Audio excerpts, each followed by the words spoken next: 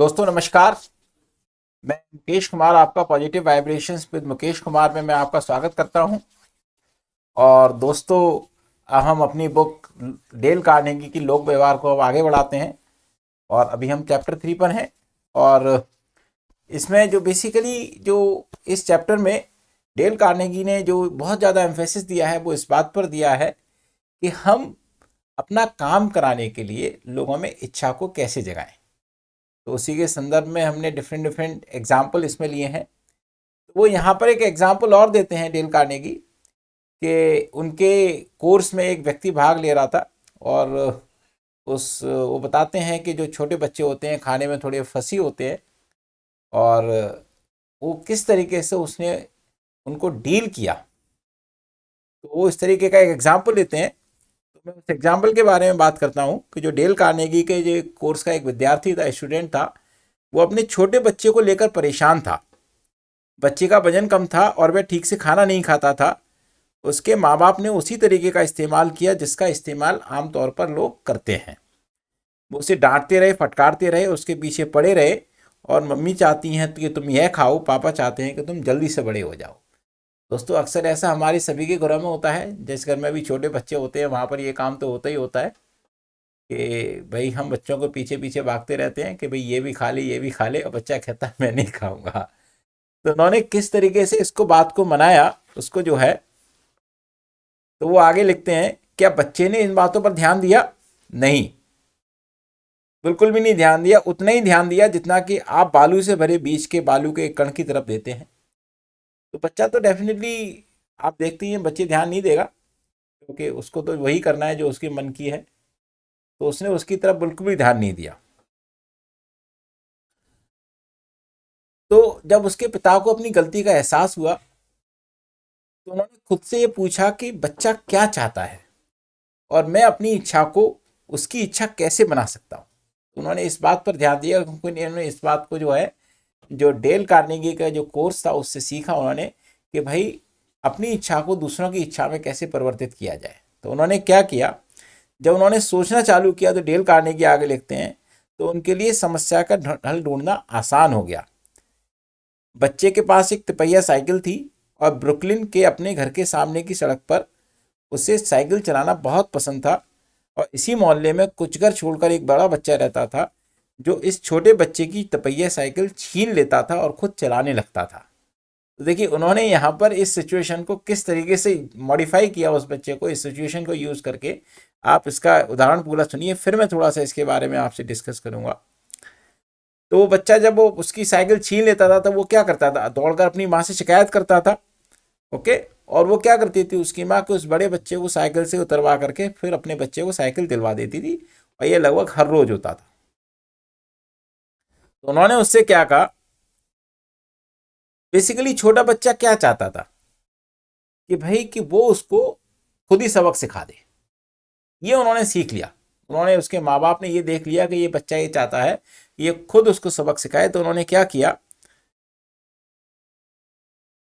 वो ये कहते हैं कि उस बच्चे का गर्व, उसका क्रोध महत्वपूर्ण दिखने की जो उसकी इच्छा थी उसके लिए बहुत महत्वपूर्ण थे। और वे ये चाहते थे कि वह उस बड़े गुंडे से बदला ले, उसकी नाक पर मुक्का मारकर उसे धूल चटा दे। तो उसके फादर ने उसको क्या समझाया कि अगर वह अपनी माँ के कहे अनुसार सब कुछ खाएगा तो एक दिन उस बड़े गुंडे को जरूर मार करके वो हरा सकता है, उस बड़े गुंडे को पीट सकता है, उस बड़े बच्चे को जो है उसकी फिर वो उसकी साइकिल नहीं छीनेगा। तो उसको ये बात समझ में आ गई कि यदि मैं खाना खाऊंगा, मैं जो उसकी माँ कहती है वो खाएगा, जो पिएगा, तो उससे क्या होगा कि वो बहुत ज़्यादा तंदुरुस्त बनेगा, तंदुरुस्त बनेगा और पावरफुल बनेगा, तो वो उस बड़े बच्चे की पिटाई कर सकता है। नेगेटिव धारणा थी, लेकिन फिर भी एक सही धारणा उसमें काम कर गई। तो उसने क्या किया कि उसकी समझ में आ गया कि मुझे क्या क्यों खाना है। तो उसने क्या किया कि सारा कहे अनुसार खाना, फल सब्जियां वगैरह सब खाना चालू कर दिया, जिससे कि वो उस गुंडे की पिटाई कर सके। तो देखिए यहाँ पर एक चीज बात जो समझ में आती है कि छोटे बच्चों को हम जो है किस तरीके से समझा बुझा करके, हम किस तरीके से उनको जो है बता करके उनको खाने पीने की लाइन पे लेके आ सकते हैं। और जब ऐसा हम छोटे बच्चों के साथ कर सकते हैं तो हम सबके भीतर एक छोटा बच्चा होता है, चाहे हम कितने भी बड़े हो जाएं। हमारे हर सबके भीतर एक न एक छोटा बच्चा जरूर रहता है। तो हम भी इसी टेक्निक का उपयोग करके, लेकिन बशर्ते यह है कि हमको सामने वाले की भावनाएं समझ में आनी चाहिए कि वो क्या चाहता है। एकदम उसके जो उसको कहते हैं ना हॉट बटन, एकदम उस हॉट बटन को पकड़ लेते हैं कि भाई ये सामने वाला व्यक्ति क्या चाहता है, और उस हॉट बटन के अकॉर्डिंगली उसके अनुसार हम उसमें उसको बातें बताते हैं। तो डेफिनेटली क्या है कि वो हमारी इच्छा के अनुसार काम करने लगता है। हालांकि आसान नहीं है हॉट बटन को ढूंढना, इसमें बहुत आपको जो है बहुत धैर्य की ज़रूरत भी पड़ती है, और आपको बहुत कला की भी, मतलब उसमें आपको बहुत अनुभव की भी ज़रूरत पड़ती है। आपको सामने वाले को समझना बहुत ज़रूरी होता है एकदम। लेकिन जो व्यक्ति समझने को जैसे हम लोग कामयाब हो जाते हैं, तो डेफिनेटली हम अपनी इच्छा से उससे कोई भी काम करवा सकते हैं। ओके, मतलब कोई भी काम का मतलब ये नहीं कि कोई भी हम गलत काम कराएं। जो काम उचित है, न्याय संगत है, तर्क संगत है, और जिससे किसी और का नुकसान नहीं होने वाला, हमें वही काम कराना है, उसका फायदा होने वाला हो, बशर्ते कि वो कानून के मुताबिक भी हो। ये भी चीज़ को हमें ध्यान रखना है, कहीं ऐसा नहीं कि हमारी इच्छा किसी को कोई नुकसान पहुंचाने की है, वो हम काम किसी से कराएं, तो वो भी एक ठीक बात नहीं है ना। तो वो भी एक गलत बात होगी। तो जो भी तर्क संगत, न्याय संगत काम है, जो जो कानून के सम्मत है, वो हम अपनी इच्छा को उससे पूरी करा सकते हैं। ठीक है ना। तो एक इस चीज का हमको जरूर ध्यान रखना होता है, क्योंकि कोई भी इच्छा का मतलब ये नहीं कि हम किसी के बारे में कोई नुकसान पहुंचा रहे हो। ओके, चलिए अब आगे इसकी और दूसरी बात करते हैं। इस समस्या के बाद माँ बाप ने दूसरी समस्याओं पर ध्यान दिया। वो समस्याएं क्या थी कि वो रात को, अब छोटा बच्चा है, 4-5 साल 6 साल का बच्चा है, तो डेफिनेटली आप समझते हैं छोटे बच्चे रात को बिस्तर भी गीला कर देते हैं, सोते में वो नहीं बता पाते हैं, बिस्तर गीला कर देते हैं। तो वो इस बात से भी छुटकारा पाना चाहते थे कि भाई कैसे करके ये भी इसको छोड़ दे, क्योंकि वो बच्चा अपनी दादी के साथ सोता था, और जब दादी सुबह जब सो के उठती थी, उसे कहती थी, जॉनी तुमने आज रात में बिस्तर में फिर सुसु कर दी, तो वो क्या जवाब देता था, बच्चा मैंने नहीं की दादी, आपने की है। ऐसा नॉर्मली होता है कि बच्चे कहते हैं मैंने नहीं की, फिर किसी ना किसी ने तो की होगी। ओके, तो उसको वो डांटते भी थे, उसको शर्म भी दिलवाते थे, लेकिन उससे कोई फायदा नहीं हुआ। ओके, उससे उनकी समस्या नहीं सुलझी। फिर से दोबारा से उन्होंने उसी चीज को अपनाया कि हम बच्चे के मन में ये कैसे इच्छा पैदा करें कि वह बिस्तर गीला ना करे। तब उन्होंने उसकी चीजें ढूंढना चालू किया कि भाई बच्चा क्या चाहता है, बच्चे की जो है इच्छा क्या है। उन्होंने कुछ उससे पूछा भी, और उससे ये पता लगाया कि आखिर बच्चे की इच्छा क्या है। तो दो बात सामने जो निकल के आई वो ये थी, पहली बात कि वह दादी की तरह नाइट गाउन नहीं पहनना चाहता था, बल्कि अपने डैडी की तरह से पजामा पहनना चाहता था। लड़का है, लेकिन उसको शायद, छोटा बच्चों को तो हम लड़कियों की तरह से भी कपड़े पहना देते हैं तो भी चल जाता है, लेकिन उस छोटी सी उम्र में उस बच्चे की, देखिए एक चीज़ यहाँ पर, एक चीज़ और मायने रखती है कि छोटी सी उम्र में जो बच्चों को हम जो चीज़ें पहनाते हैं, उनमें उसका असर बहुत ज़रूरी होता है। तो इस चीज़ का हमको ध्यान रखना चाहिए कि हम लड़कों को लड़कों की तरह से कपड़े पहनाएं, लड़कियों को लड़कियों की तरह से कपड़े पहनाएं, तो शायद उनके इस बात का असर उनके मानसिक विकास पर भी होता है। तो एक तो ये चीज़ थी। दूसरी, तो इससे क्या हुआ कि दादी ने, जब उसने ये कहा कि भाई मुझे डैडी की तरह पजामा पहनना है, तो दादी ने बिल्कुल उसकी कह दिया कि हाँ अब तुमको जो है डैडी की तरह पजामा मिलेगा। ओके, लेकिन इसके लिए एक शर्त होगी कि आपको बिस्तर गीला करना बंद करना पड़ेगा। तो वो बात मान गया, क्योंकि वो पजामा पहनना चाहता था, इसलिए वो दादी की बात मान गया। दूसरी बात ये थी कि उसने कहा कि मैं दादी के साथ नहीं सोऊंगा, मैं अकेले सोऊंगा। देखिए छोटे से बच्चे में क्या भावना थी कि मैं अकेले सोऊंगा, वो अपना अकेला का अपना खुद का बिस्तर अलग से चाहता था। तो दादी ने उसकी वो भी बात मान ली, क्योंकि उसने कहा था कि अब वो यदि उसको अपना बिस्तर मिल जाएगा तो वो आगे ऐसा काम नहीं करेगा। तो उसकी माँ ने क्या किया, उसको जो है डिपार्टमेंटल स्टोर में जाकर के दोनों चीज़ें उसको खुद दिलवाई। वो खुद खरीद के नहीं लाई, वो उसको खुद ले गई। वहां जाकर के उससे कहा जो आपको पसंद हो, उसको जो वहां सेल्स गर्ल थी उसको आंखों से इशारा कर दिया कि भाई इनको क्या चीज़ दिखानी है। और जब उसको पसंद आ गई तो उन्होंने क्या किया, उसको जो है वो चीज़ उन्होंने उसको दिलवा दी। अब देखिए, ये हम लोगों में भी एक, बड़े होने पर भी हमारे साथ एक बात होती है कि जब हम किसी चीज़ को खुद खरीदते हैं, जब हम किसी चीज़ को खुद काम करते हैं, तो उसमें हमारा प्राइड रहता है, उसके साथ हमारा क्या हो जाता है, एक लगाव हो जाता है। चूंकि उस बच्चे ने वो बिस्तर खुद खरीदा था, उसने पजामा खुद खरीदा था, उसने उसका एहसास था, उसमें उसका प्राइड था, तो उसने क्या किया कि अब उसने उसकी वो आदत उसने खत्म कर दी। तो इससे एक चीज हमें क्या है, एक जो मानसिक विकास की जो हमको चीज यहाँ पता लगती है, चाहे वो बच्चों के साथ हो या बड़ों के साथ हो, कि जब हम किसी काम को खुद अपनी इच्छा से करते हैं, तो हमारे साथ उसमें क्या है, अपनी भावनाएं जुड़ जाती हैं, हमारा एक प्राइड जुड़ जाता है, और हम उस काम को बहुत अच्छी तरीके से करते हैं। और कभी कभी उस वजह से हम क्या है, बहुत सारे लोग गलत आदतें भी छोड़ देते हैं। तो एक बहुत अच्छा नुस्खा हो सकता है गलत लोगों की गलत आदतें छुड़वाने का, कि हम उस चीज़ के साथ उनका प्राइड जोड़ दें। जब हम उसके साथ उसका प्राइड जोड़ देते हैं, तो क्या होता है कि उसकी वो गंदी आदतें भी छूट जाती हैं। तो एक बहुत अच्छा नुस्खा, मैं अभी आपके साथ साथ पढ़ते पढ़ते ही इसको दिमाग में सोच रहा हूँ कि कितना अच्छा नुस्खा हो सकता है कि हम इससे लोगों की गंदी आदतें भी छुड़वा सकते हैं। हमारे घर में किसी व्यक्ति के पास ऐसी आदतें हैं, तो हम उससे बातचीत करके ऐसी आदतें हम उसको छुड़वा सकते हैं। अब एक और एग्जाम्पल लेते हैं डेल कार्नेगी। वो एग्जाम्पल बताते हैं कि एक पिता, उनके एक और कोर्स में उनके एक और विद्यार्थी थे, वो टेलीफोन इंजीनियर थे। वो अपनी 3 साल की बेटी को नाश्ता करने के लिए तैयार नहीं कर पाते थे, उसको डांटते थे, फटकारते थे, फुसलाते थे, लेकिन कोई असर नहीं हुआ। लेकिन उन्होंने भी, चूंकि उनका डेल कार्नेगी का कोर्स अटेंड किया था, तो उन्होंने दिमाग में सोचा कि हम इस बच्ची में खाना खाने की इच्छा कैसे पैदा कर सकते हैं। अब जो उन्होंने एक चीज जो निकाली उसमें, देखिए नॉर्मली क्या होता है, आप देखेंगे छोटे बच्चों को हम बड़े लोगों की नकल करने में बड़ा मजा आता है।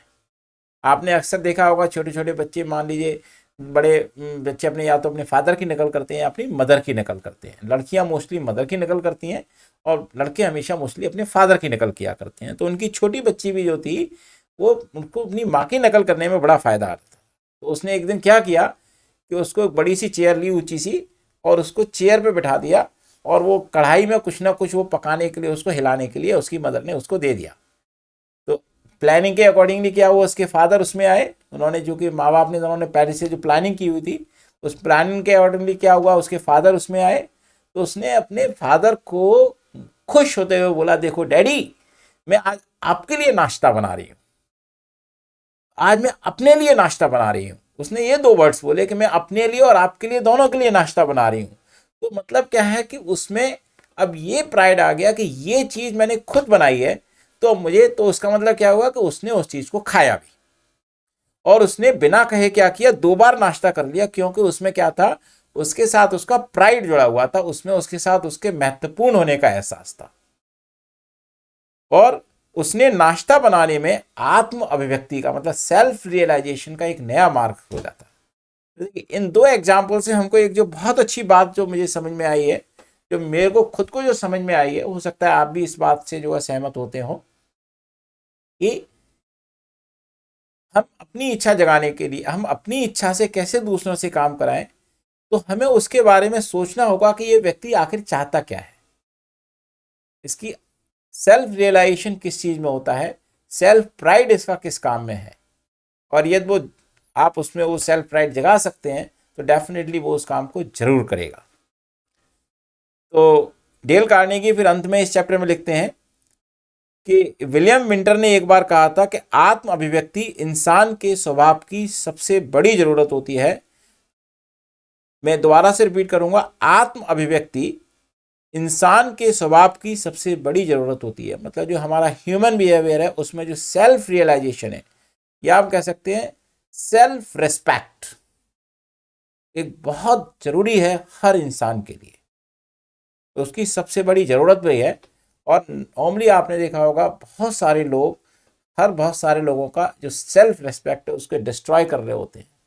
लेकिन जो लोग जो है दूसरों के लोगों का सेल्फ रेस्पेक्ट बढ़ा देते हैं, वो व्यक्ति, उनका बिल्कुल क्या बन जाता है, एक तरीके से आप कह सकते हैं एक परछाई बन जाता है, उसके अकॉर्डिंगली काम करने लगता है। तो डेल कार्नेगी लिखते हैं, हम इसी मनोवैज्ञानिक सूत्र को अपने बिजनेस में क्यों नहीं उतार पाते। वो तब आगे लिखते हैं, लगभग इस चैप्टर का एंड आ चुका है। जब भी हमारे दिमाग में कोई बढ़िया विचार आए तो हम अपने विचार को दूसरों के सामने पेश क्यों करें। मतलब जब भी हमारे दिमाग में कोई विचार आ रहा है तो हमें उस विचार को अपने विचार के रूप में नहीं करना, इसके बजाय हम ऐसी तरकीब क्यों ना करें कि यह विचार उनके दिमाग में अपने आप आ जाए, तब उन्हें यह विचार अपना लगेगा और वे इसे पसंद करेंगे और शायद वे इसे बिना किसी के कहे अपनी इच्छा से ही मान लेंगे। मैं दोबारा रिपीट कर रहा हूं, जब भी हमारे दिमाग में कोई बढ़िया विचार आए तो उसे हम अपने विचार के रूप में दूसरों के सामने पेश क्यों करें, इसके बजाय हम ऐसी तरकीब क्यों ना करें कि यह विचार उनके दिमाग में अपने आप आ जाए, तब उन्हें यह विचार अपना लगेगा और वे इसे पसंद करेंगे और शायद वे इसे बिना किसी के कहे ही अपनी इच्छा से ही मान लेंगे। बहुत अच्छी बात कही है डेल कार्नेगी ने। आई थिंक हम सब लोगों को इस चीज़ पर हम अमल करें तो अपने जीवन में हम बहुत बड़ी बड़ी सफलताओं की सीढ़ियाँ चढ़ सकते हैं। कि हम दूसरों के सामने अपने विचारों को ऐसे प्रकट करें ऐसे सामने वाले को ऐसा लगे कि उसके ये अपने ही विचार हैं, और जब उसको ये लगेगा कि आपका विचार उसका अपना विचार है तो डेफिनेटली उस विचार पर वो जरूर काम करेगा और आपका काम हो गया।